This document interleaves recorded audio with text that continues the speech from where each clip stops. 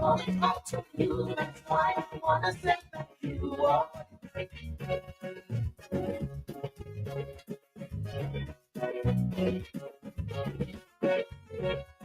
We fought hard against corruption and crime, and corruption will not be again. Against inflation, trafficking in domestic violence, and in still some countries resort without conscience. Now that the election time is over, we have to be more watchful than ever. What overdone nigga, it's your investment. Never leave that to government. Because when it comes to opening people's eyes, Oregon has never compromised. Because every song I song and every song I on is because you were always there standing behind me so strong. This song is for you. I owe it all to you. I owe it to you. I owe it all to you.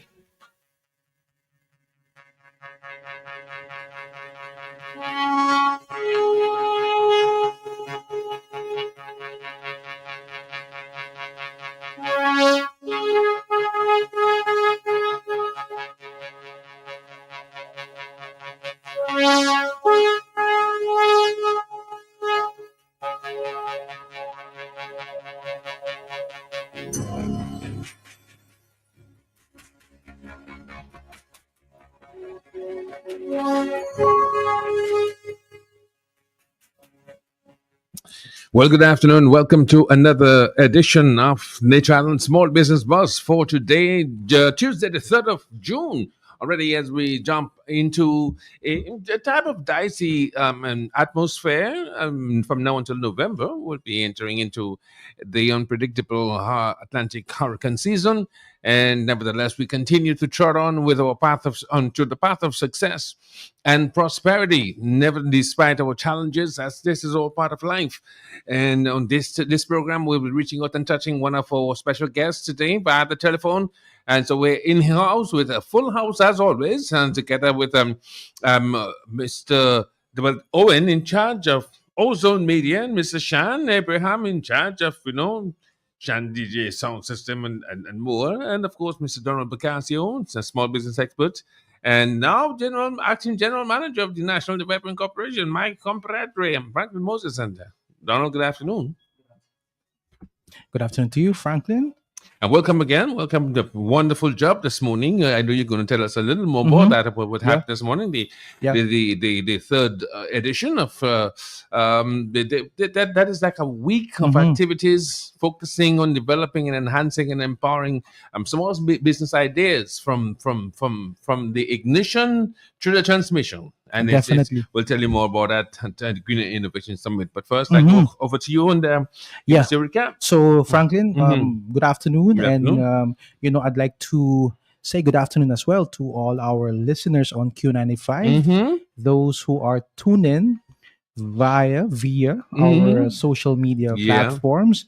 So today, we have to move a little quicker today because our guest can only be with us until 4:30, right? And today's episode takes a thoughtful turn, as we aligned with Men's Health Month.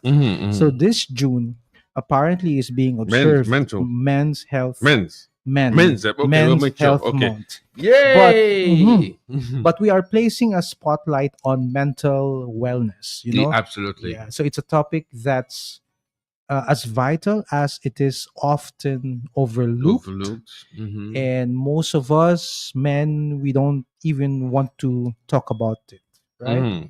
So our guest runs a small business dedicated to online counseling, and in a time when so many are quietly struggling, this kind of work is more important than ever, right?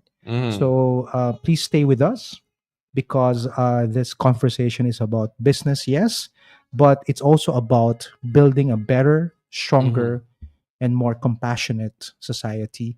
So Franklin. I know we don't have much Let's time. just go straight into it. Let's go Yes, straight so into let's it. And welcome we're her. grateful to have you. Good afternoon. Good afternoon to you. She is Miss Shoya Gay Grant Massicot. Well, make sure we got that correct. Yes, Good please. afternoon.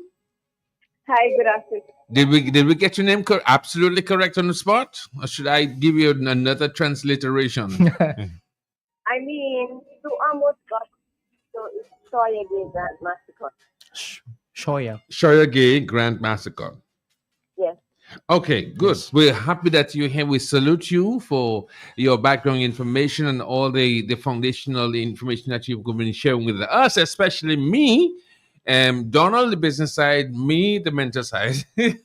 And just would like at this point in time to tell you thank you very much for joining. Yes, and thank you very much for coming in I'm gonna, at a very short notice, Franklin. Yeah. Because we just feel that a lot of things happened. A particular thing happened last week, and like I told you, it cannot be business as usual here in our program. So I really reached out to a lot of people, and she is the one who answered the call. So thank you very much to you. So let me just start off with a more business related question for you. What inspired you to start an online counseling service, and why did you feel it was important to focus on this area, especially here in Dominica? Okay, so I for a little background, I'm Jamaican and I've been here for about 10 years, right? Mm-hmm. So I had built up quite a clientele, and I continue to see some of my clients from Jamaica and so on, right? Oh. But not as much.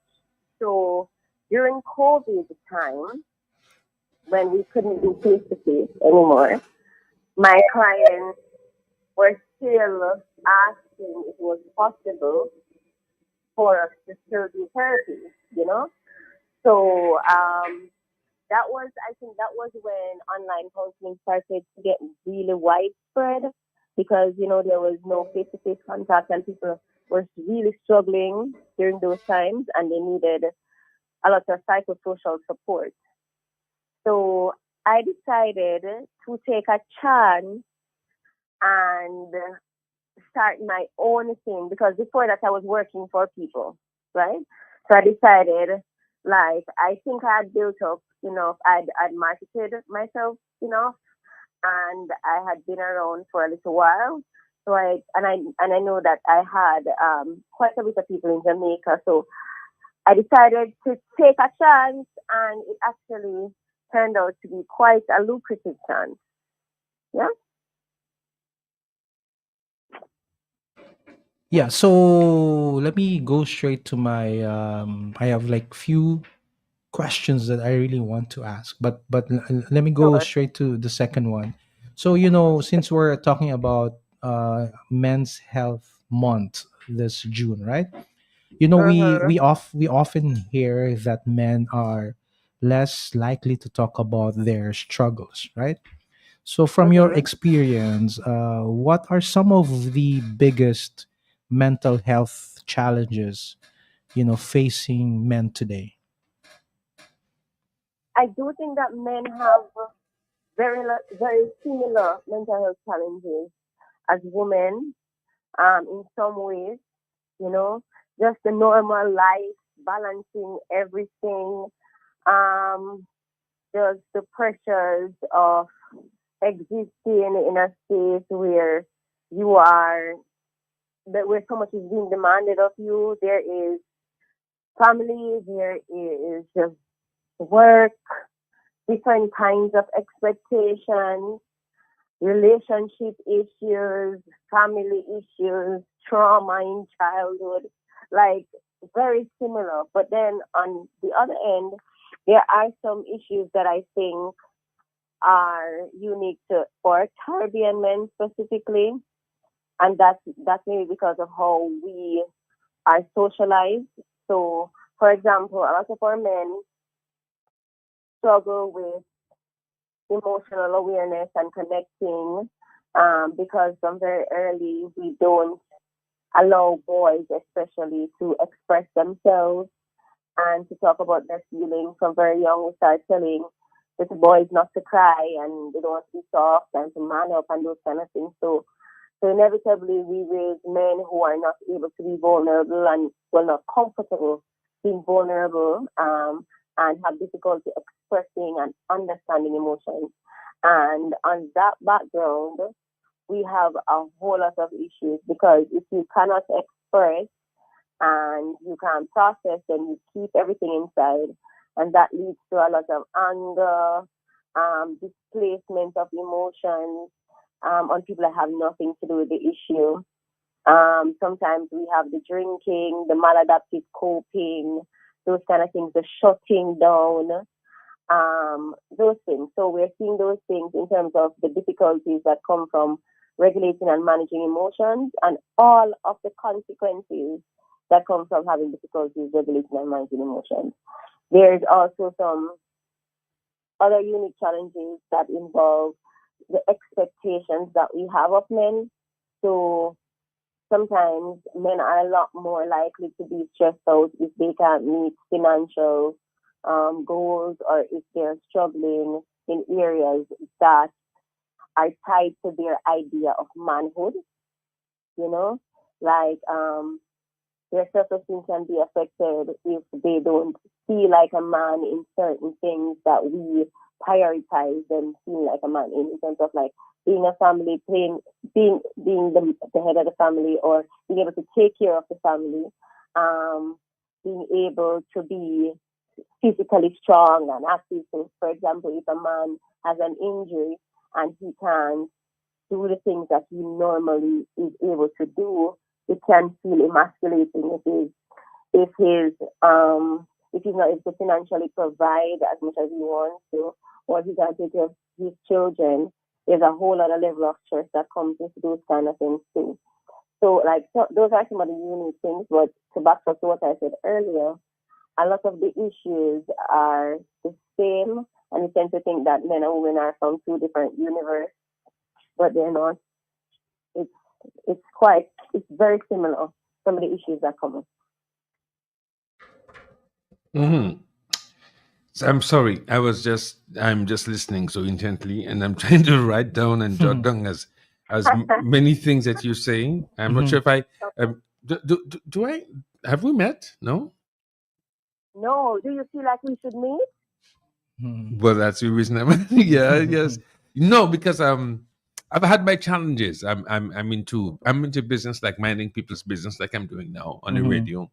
And I've had my own personal experiences because I'm having to collide with myself and my own mental challenges. So I'm listening to you intently, and as you continue to identify certain of the triggers, and I recognizing some of my own personal triggers. So you caught me off guard there. Yeah, we should. Additionally, I think that means that we should meet. Yes, most certainly. Because you just part of the and my entire framework of both establishing foundations for recovery and for almost immediate reach out assistance and to deal with have the mechanics and the tools for really meeting somebody at so to speak on the edge. Because we intend to, I would tell that person, but I can say it now in order to activate the people's minds. And based on my calling at this point in time is to really bring together all the mechanics and the structures together, physical and emotional and material, to establish a nice foundation for, I could use the word, a rehab processing facility. And I think part of your job would be your services would be having that cross location talking with persons who would be brave enough, would encourage them to find, in case they come in unable to come in person, to meet out and talk with people like you.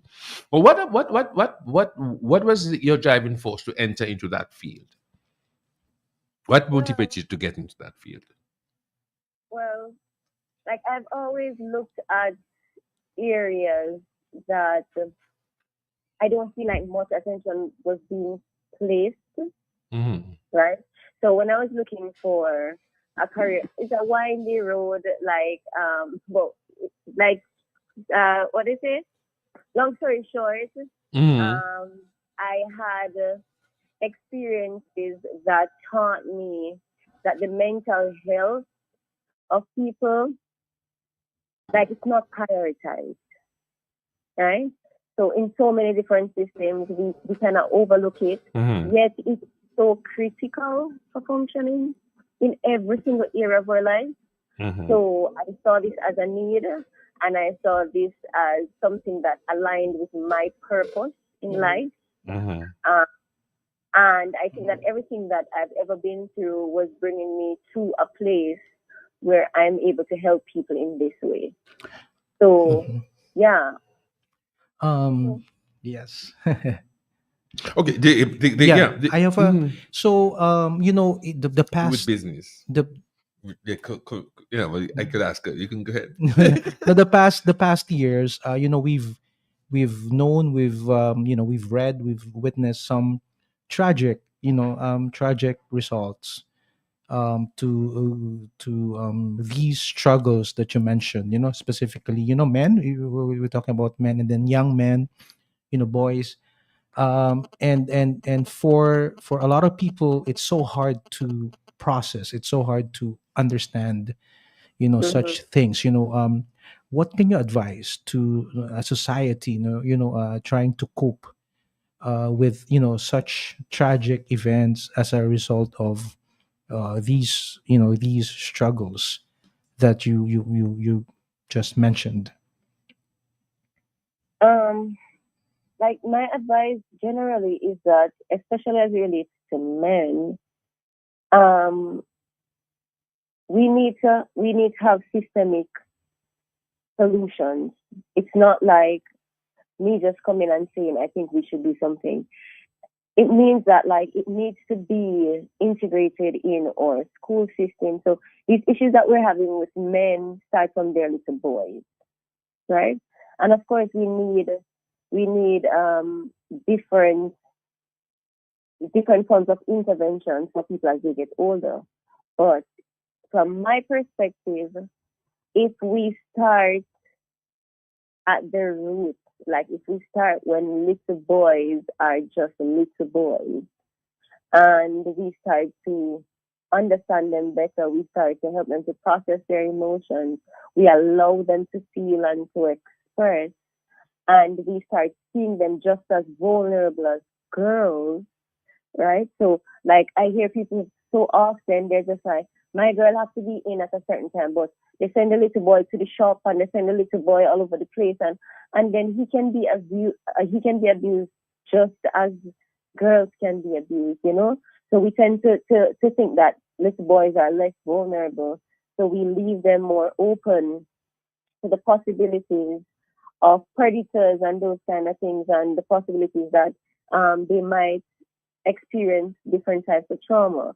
Um, so I think that we have to like filtering. We have to filter it into every system where we start taking care of the mental health of our little boys, so that we can have teenage teenagers and grown men who are able to operate differently Mm-hmm. and able to empathize and be vulnerable Mm-hmm. and to access parts of their humanness, Yeah. you know? And so we have a lot of things that we're already crimes with men getting Mm-hmm. angry and all of those kind of things, and men doing all of these atrocious things. It didn't just come from it didn't just come from nowhere. And it's not an excuse. It's not saying that there is they shouldn't be punished or whatever. But what I'm saying is, like, we have to understand the root causes.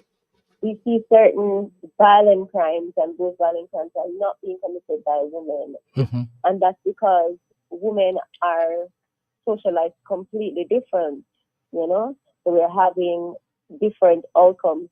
So my advice would be, it should be a national thing. It should be a small business thing, a Mm-hmm. big business thing, a school thing, because mental health is a part, is a critical aspect of functioning for every single person, Mm-hmm. and unless we start giving it the attention it needs, we're going to I continue agree. having these outcomes. So if someone, if someone notices that somebody else, they care about might be struggling, what can they realistically do to offer help or support, without overstepping, so to speak? Okay. Well, a lot of times people say men don't talk. Mm-hmm. But sometimes it's that men don't really have the language or they don't process. But sometimes it's that us as women and other men don't give them the space to talk, or we're not safe because we can be critical. We can like even some things like I've heard men being vulnerable and then women laughing or you know doing those things that are very hurtful. So I would say um be a safe space, right? um being a safe space means that we tell our men that we are there for them. We allow them to express in a very non-judgmental way. We don't think of them any less if they're struggling.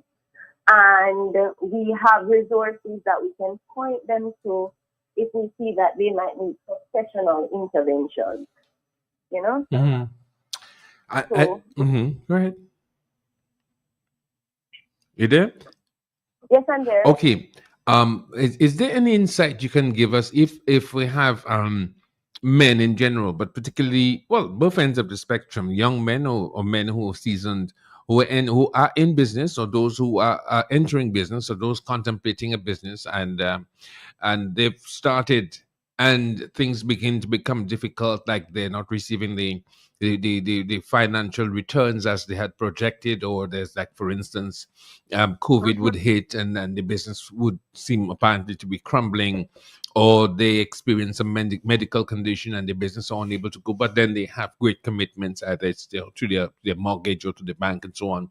What are some of the things you suggest that we men in particular, with our egos, have to look guard against? And if it does happen, what are some of the things, the avenues that you would recommend that we should do as men for fair Okay. failure, basically fair failure? So if you are going in business, right, and you know how tough it is, Hmm. first of all, I think that everybody should have a therapist. I'm a little biased, right? Mm-hmm. Because I am a therapist, but I that everybody should have a therapist because like you need to be in a good place to be able to do well in business, in life, in everything, right? So if you're going to start this venture of being a business owner, or if you're already being a business owner, and you know all the difficulties that come, I would say like access your social support network, um, talk to people like I mean, it's important to talk to people generally, but you have to network and get people who are going through the same thing as you, like build connections, build social support network. Um, Generally, there is a lot. One of the reasons I say that men should go to therapy is because a lot of therapy is about re restructuring how we think, you know? So it's like sometimes if you don't do well, it doesn't feel like, okay, I didn't do well this month. It feels like I'm a failure. I'm not able to provide. I'm not this, right? So we have to change some of those thinking. Of course. Um, what else now? What else can I advise men to do? Um, I can advise men to do self care. Like, I Mm-hmm. feel like self care is generally seen as a woman thing. Mm-hmm. But men really need to take care of themselves. I mean, every aspect. So, in terms of self care, I see men doing well, like sometimes in the physical aspect, because they probably like keep fit and so on. But Mm-hmm. they don't like take time for themselves to meditate, to try to relieve some of the stress. They don't probably journal. They don't go and get a massage somewhere. You know what I mean? they don't like put effort into taking care of themselves to rejuvenate themselves so that they can have energy to deal with other very difficult, very difficult situations that come up in work and so on. So, like, after social support network or create one if you don't have one. Get professional help if necessary. Ensure that you are being intentional about taking care of yourself. Yeah, I would advise men to do that because starting a business can be very difficult, and being a business owner can be very isolating sometimes You know, uh, because of how much work it takes. yes, yes. You, Yeah. in other places, someone like you is called performance coach or something like that, especially for like business people, which you made a very, very good point earlier about maybe especially if you are in a very stressful situation, then you must seek help, right? And I'm pretty sure that a lot of people out there already kind of wondering, oh, so how can get in touch with her? So my next question is, what kind of services does your small business offer, and how do people access them? Okay. So I have present services and I have upcoming services, right? So presently, I offer psychological support in terms of like therapy or counseling online, right? So that's to only adults, and I do individual therapy, couples therapy, um, sometimes family therapy. But let me just tell you, a lot of men come into therapy, okay? A lot more men are actually coming to therapy. They might not be talking about it. They might not be posting about it. They might avoid me in public, right? But they are coming to therapy. So I'm really happy about that. But there are different subset of people who come to therapy. So more often, now I'm having like two sisters coming to therapy or two best friends or three cousins who are like really close and they have an issue. So like different people come to therapy for different reasons, right? So I offer that on an online basis, but very soon I will be doing some in-person trainings and some in-person work.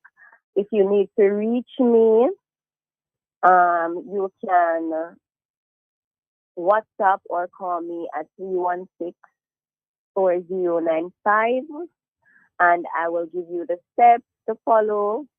It's it's really easy. So there's a form that's an informed consent form that tells you everything about therapy, and you basically sign it and send it back to me. And when you send it back to me, we decide on payment method, which is an online method, of course, as well. And the payment is sent at least 3 hours before the session. We decide on if we're going to do it via WhatsApp, Zoom, Teams, whatever it is. And then I call at the scheduled time and we work out those issues. Good. Good. Mhm. Yeah. Mhm. Yeah. I can see myself doing that. Yes, Yeah. yes. Yeah. Because I like the energy I feel from you. Mhm. Aw. Yeah.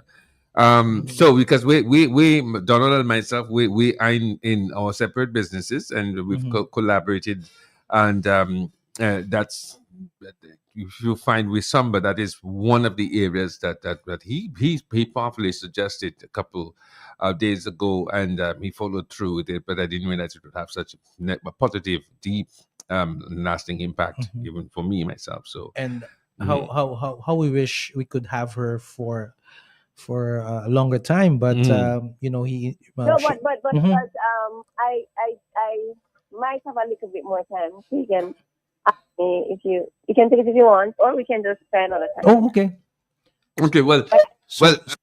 Mhm. she said she had more Well, time. my other question would be, Mhm. let me revisit something that you said, because also a passionate notion and issue for me. And Okay. then, how would you suggest, and what are the steps that you would vehemently suggest to the establishment at B regarding the inclusion as part of the curriculum of Mm-hmm. training persons or teachers have to make it fundamental, make it a requirement, a prerequisite, and add it to their training, that they're able to understand and recognize troubled students, and thereby give some preliminary understanding with coping skills, because you find, I, as you mentioned, yeah, go ahead. Mhm. I don't even like the term troubled student, Okay. but Okay, okay. but correct me. No, correct me, because that's what I know. I know, right? I know. Yes. Mhm. But okay. So first, I like looking at the whole picture, right? So I think first, our teachers need mental health services, right? So they need to be okay so that they can teach our children. Because a lot of times we think about what about the children, and how can we change stuff for the children. But then the issue is, if the teachers are not mentally okay, then they won't even be able to identify the children who are struggling. Yeah. So I think that when I say it's a systemic thing, I mean, so we need like governmental governmental provisions that give teachers access to mental health services so they can be okay. Additionally, they need to be trained not just in curriculum and stuff that they're doing, but in identifying um, different psychological issues, as well as understanding the normal stages of development and how children function cognitively and emotionally, and what are some of the ways that we can help children to navigate these emotional battles that they have very early and throughout their life, as little children, as teenagers, as preteens, as whatever. If we equip teachers with that knowledge, then it increases the possibility that our classrooms will be emotionally safer, and that will be like those tools that those children need will be passed on to them just through teaching and interacting with a teacher. As it relates to the curriculum, I think it's so important to teach the emotional stuff as much as we teach the academic stuff, right? Mhm. Because we know now that people who are just book smart don't really make it in the world. People who are just book smart, they can get really good grades, but if they have a bad attitude and they bring all the issues to work, they get fired because they can't help the company to run, and they can't manage their stress. So like emotional intelligence is just right up there with academic intelligence, and now like more and more people are asking me to sit on their boards when they're hiring people and so on, because they're not just looking for, the academic intelligence. They're also looking for, is this person able to regulate their emotions? Are they able to deal with difficult situations? The emotional intelligence part. So I think that needs to be a part of the curriculum. So it's just like my little boy is in kindergarten right now, and they're doing a lot of work on academics and those kind of things. There can be, and I saw one or two things in HFLE about, like sharing and those kind of things, but like teaching them about what their emotions are, what their emotions look like, how they feel, what they should do when they feel their emotions, that it is okay to feel and to express. Little boys can cry, you know, right? Those kind of things. So if they insert that when they get to primary school and those kind of things, primary school children have different emotional and psychological challenges. So that's a part of the curriculum as well. When they go to university, it's compulsory to do these psychology courses and emotional intelligence courses and all of those kind of things. So when we have people, they don't just come out of school with these nice degrees and they don't know how to ask for a raise in a respectful way, or how to speak to a colleague who might be difficult because they just don't have any emotional intelligence skills.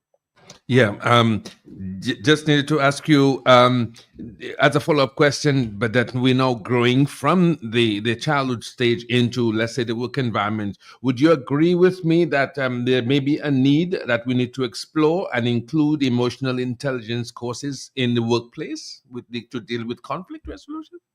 Of course.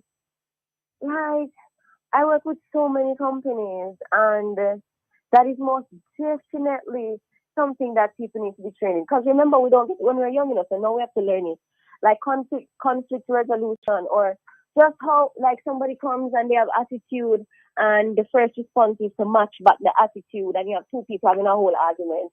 When if they had known how to resolve a conflict, if they understand their own emotions, they might not even be in that conflict in the first place. So, for example, emotional intelligence teaches us that we are in charge of our own emotions.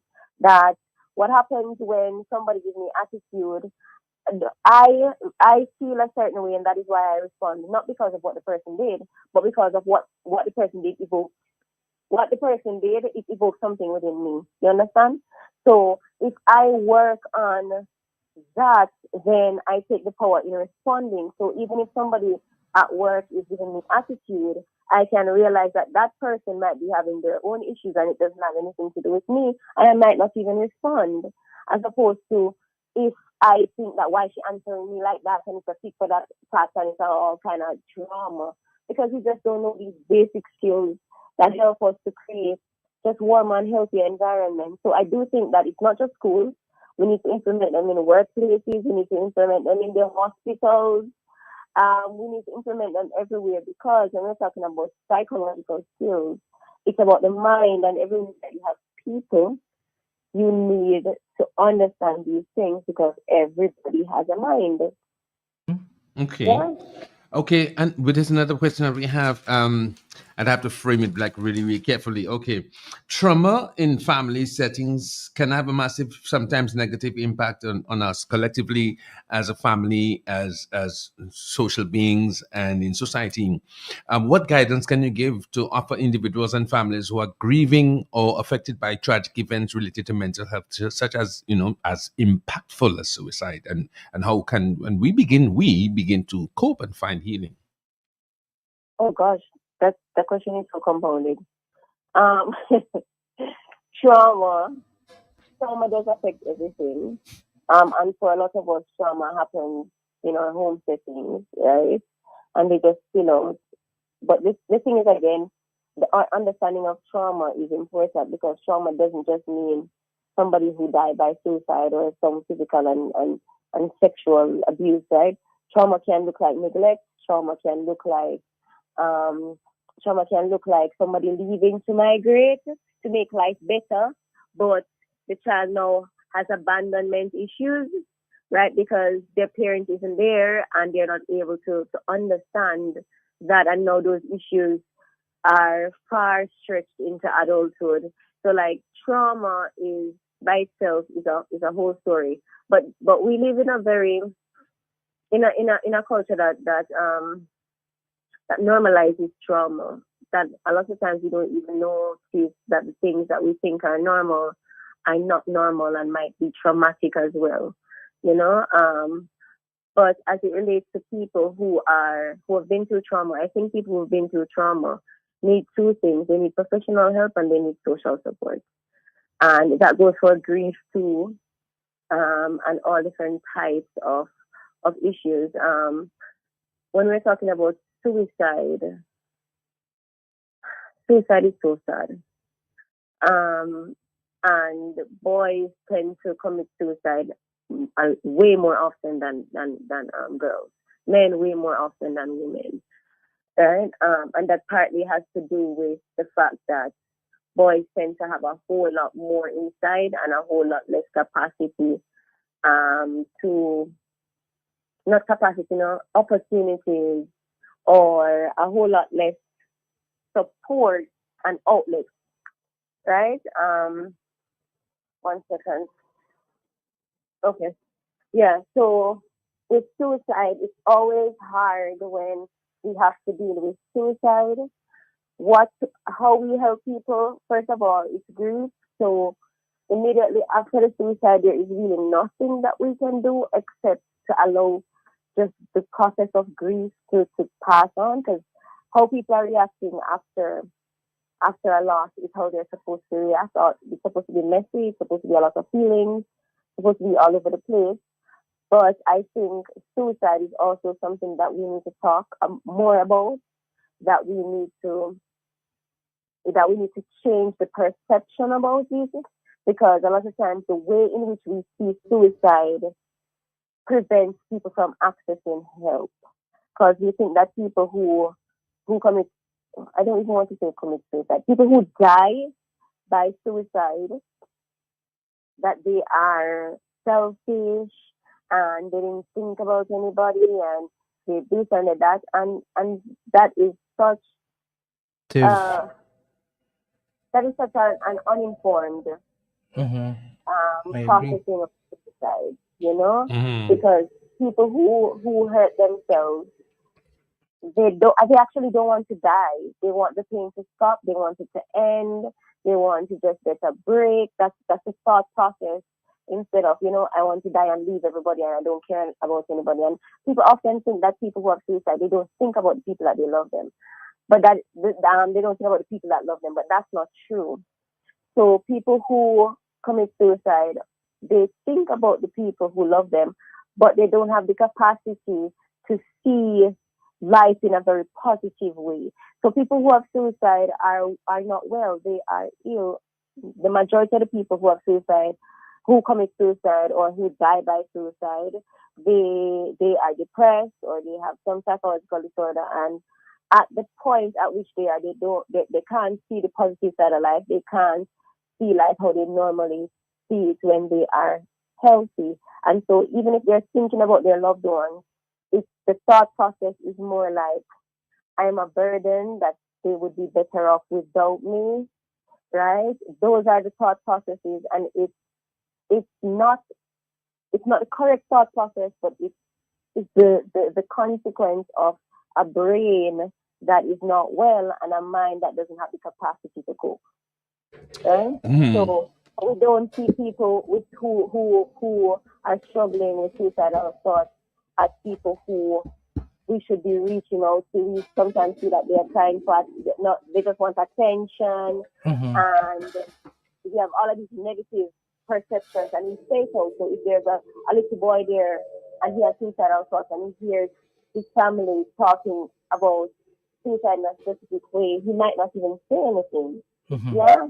So it's very important that we learn about these things, that we understand these things in depth, so that we can really offer the support to the people even before they get to the suicide. Yeah, we have questions. So, I have a follow up, yeah, but you ask okay. her. No, go ahead. Yeah, Go ahead. because the follow up would be what you suggest. So for instance, we're still focusing on the workplace since this is a small business program platform.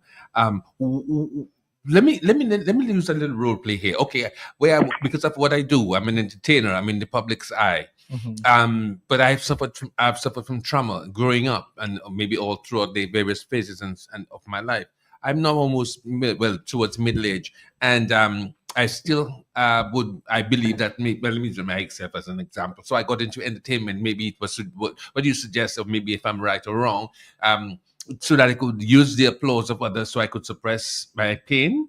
And what do you suggest, or what is your observation regarding the workplace, whereby you may have what is called sabotage of character when you come in, for instance, and you hear your workmate say, "But she's so ugly and she's untidy and she doesn't do work and so on and so on." What type of impact do you think that should have, and what do you recommend Or Go even ahead. for like even for like small business owners, because a lot of like based from what I know, what my experience is with NDFD, a lot of our small business owners, they get this negative vibes from even their own families, because they started their small business.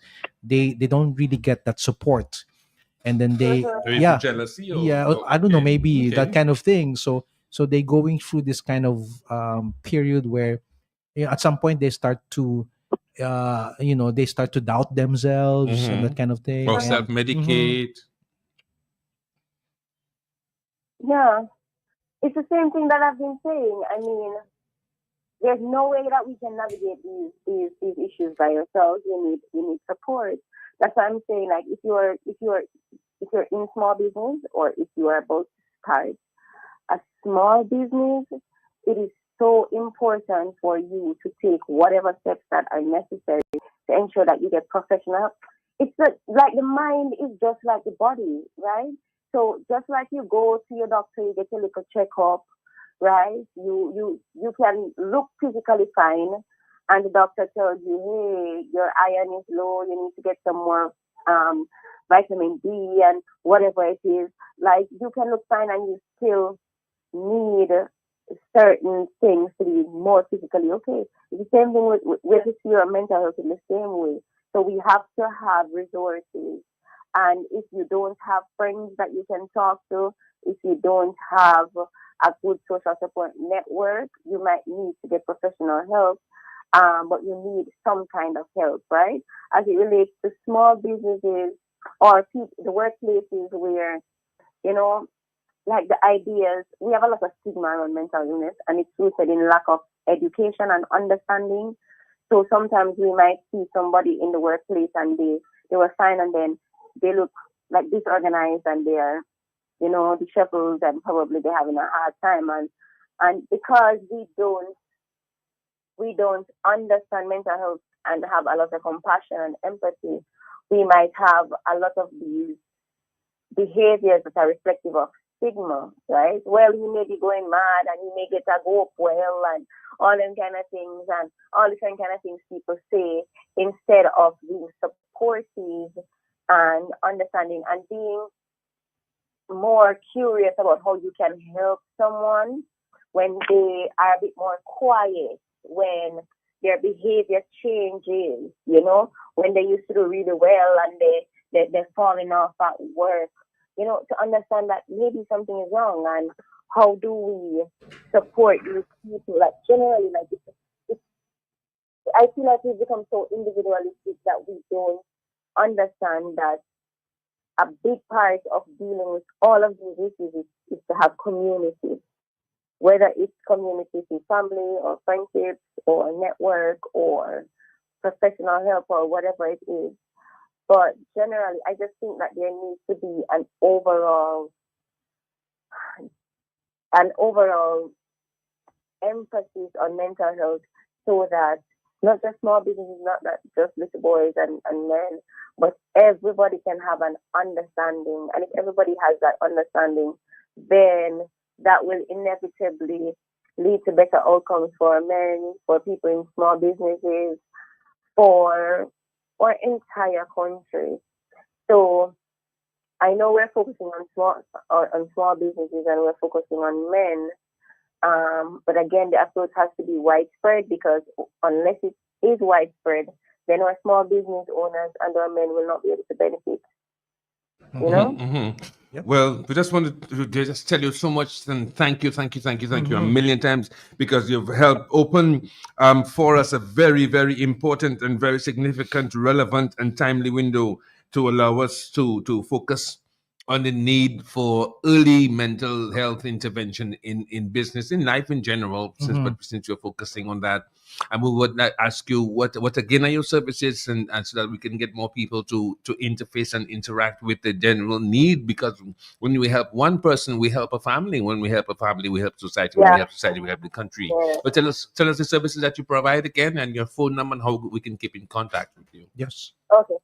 All right. So, hi, I'm Sawyer Gay Grant Massicot, and my business is Be Kind to Your Mind, which is a psychological private practice, and it offers online counseling for now, but I am planning to expand, so watch out for me soon, right? You can contact me on WhatsApp or through call at 316-4095. So that's 316-4095. You can send me a WhatsApp message, or you can call me. Or you can email me at bekindtoyourmind.sgm@gmail.com. So reach out. and I'll get back to you, and we can start the process of booking your appointment. Yeah, and Be Kind to Your Mind is BEKINDTOYOURMIND at sgm.gmail.com, right? At sgm@gmail.com. Yeah, Yes. so let me repeat: BEKINDTOYOURMIND dot sgm@gmail.com. Yes, sir. Yeah, and of course, and your telephone number is 316-4095.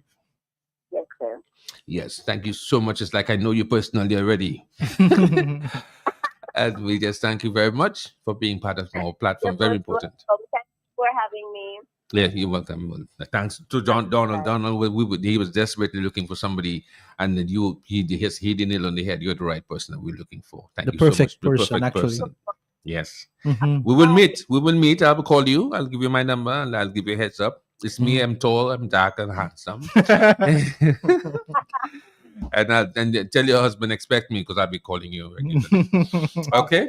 All right. Thank you very much for joining us. Bye bye. Thank you very much. Okay. Thank you very much. Okay. Thank you. You're most welcome. You're welcome. Bye-bye. Okay, we All right. continue our program here this afternoon. A very, very different turn, a very different somber tone for our program, but very important, Yes. very timely, very relevant. Mhm. If you're in business and you cannot sleep sometimes and you have to think of balancing your books, you've got your staff to pay, you've got your overheads, and the cash is not coming in. Certain things happen. Boom, COVID comes. Or another social dysfunctioning event happens. It may be an earthquake. It may be whatever it is that you have shock and you Whatever have shock, no yeah. control over. How do you cope? Who do you turn to? Mhm. And so we provide that for you, not just making a profit. And we're happy and we congratulate all of us who are making profit, a significant profit, and building our families and going on vacations and expanding our businesses and having franchises. That then we're confronted with a sudden illness, mental illness, or going through stress, or going through some sudden unforeseen circumstance. And so we provided you with that today. It's not just all about cash and carry, it's also about how you carry yourself and what's big. Remember, you got on your head. On your shoulder is your head. In your head is your brain. In your brain is your mind. With your mind, you think, and sometimes it goes haywire. Tell me about it. Actually, it's not just when you are feeling, down. Even if you're not feeling down, like she said, your mind is like your body. You can go for like a checkup. Like a regular kind of checkup. Yeah. So it's not you don't need to be feeling down or depressed to go and consult. Yeah. So it's just important. It's just a little checkup for your mind, which is very important. Yeah. So that we recommend. Well, when I open my own clinic, I'll tell you how to sometimes take. But I do it out of 7 days a week. And I can only do it. I do it on Sundays. After I wake up in the morning, whatever time, I have no particular time except I could wake up just to do my devotions. I go back and sleep. I go to service. I go to church. I come back. I do absolutely nothing.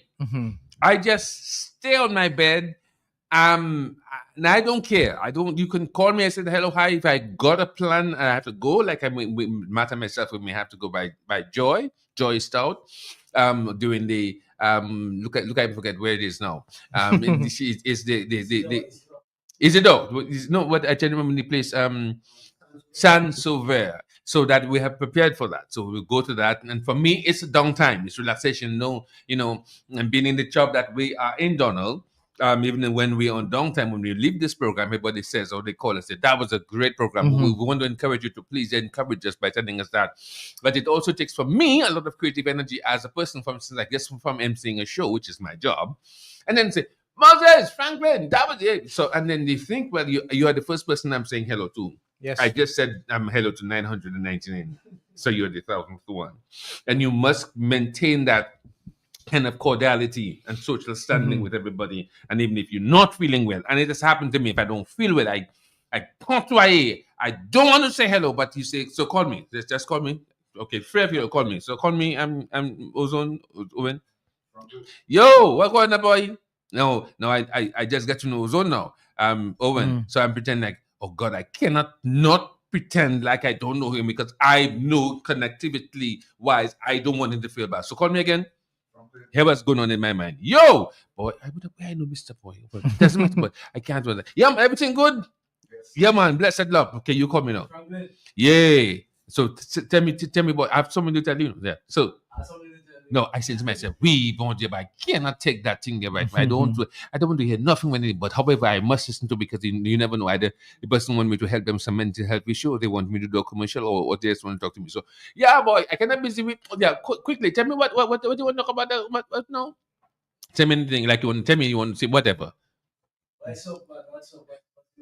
Well, okay. Well, what is nice, man. I just heading home now, man. We'll check again, right? All right, and Donald, you. Franklin? Yeah. What's up, my bro? You want tea? I'm Boy. going to our favorite spot. Okay, so I'm saying to myself, boy, thank you.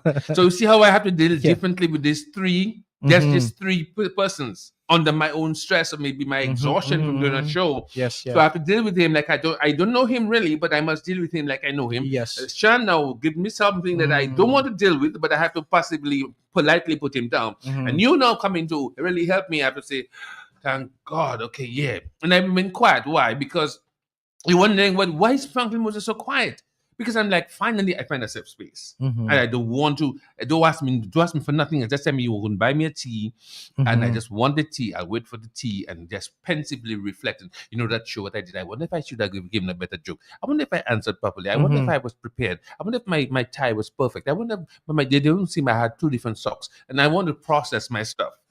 And that's one of as good as when you read my book, you'll understand how we process stuff depending on what we do. So the Donald will be saying, I wonder if I wrote tell me about this morning. Donald was in his element. It's the first time I heard him, and he sounded managerial. He had foresight. When was that? This morning. The program this morning. Yes, Donald, morning when I have to play that tape again. I got to listen to it again. He was methodic, structural, focused, relevant, timely, and certainly professional. Thank you so much. So because this morning we just had the opening ceremony of the Green Innovation Summit, right? So I had to deliver the remarks, right? Yep. Normally, that remark is given by, of course, our boss, the executive director, but he is currently on leave because his daughter actually graduated.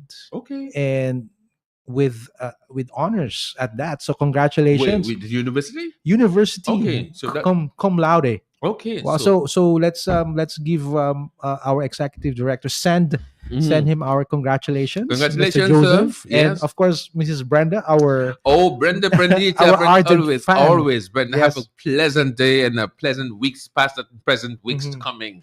Yeah, so he went on leave. That's the reason he left and leave. Yeah. Yes. So we hope to welcome you back, sir. Once you're finishing he's leading by example. Once you're mentally rejuvenated and physically recalibrated. Definitely. Yeah. And of course, we would like to big up our partner sponsors, our mentors, trainers, and of course, our finalists. So the Green Innovation Summit is ongoing until Saturday. We will be able to talk about it more this coming Thursday. We just felt that today is very important to talk about that topic because of what we are supposed to be observing this month and what happened the past few days. So that's why we did this. But certainly next Thursday we're gonna go back to regular programming. But before we do that, let me just big up, of course, A and B Sounds by DJ Sean, right? Specializing in big and small events, right? The numbers to call are 285-8929 and 275-8709. And of course, another big up to our Ozone Media, specialist, Mr. Owen Vidal, streaming, digital marketing, video productions, drone services, photography, and even graphic designs and logo designs. The numbers to call are 615-6877 and 285-5801. Franklin, for your parting words, so to speak. Yeah, but we had something last week. Sometimes we go through our worst, so we could realize our best. And so we're asking you, for all those of you who are just this for this month, let's say for last month, maybe for the last 90 days, you have maybe just broken even. you may not have made a significant marginal profit, and we want to let you know that it is good. Listen to my words. It is already better, because some people have had it worse.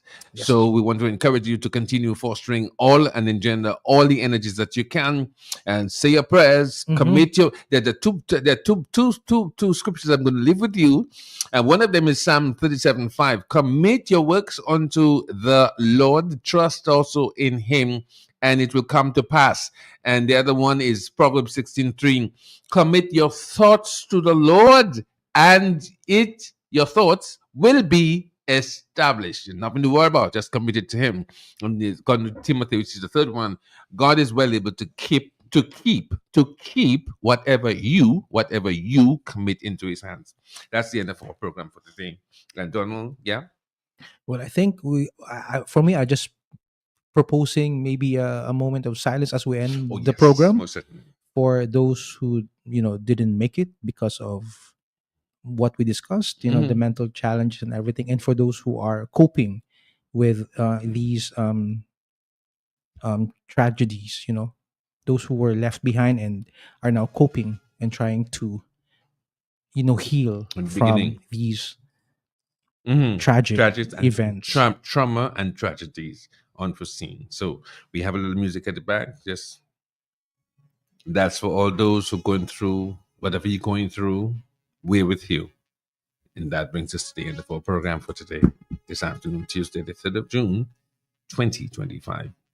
Bye-bye.